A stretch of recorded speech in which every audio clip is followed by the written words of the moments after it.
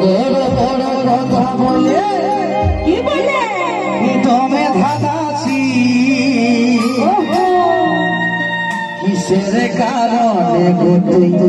এত মাখাছি ওই যে ধরো বড় ভিড় হয়েছে ওই জন্য মাথা আছে চালু আচ্ছা তো কেন মাখাছি না বল पहले पहले अपने कोलम होते हमके कथा थे अच्छा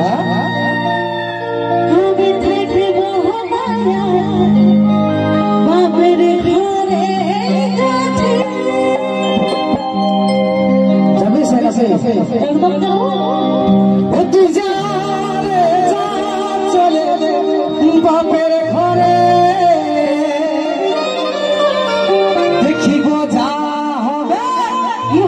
আমি যে পরে তোরা তোরা যারা যারা করিস না হাঁটু ছিঁড়ে যাবে এই জন্য झगड़ा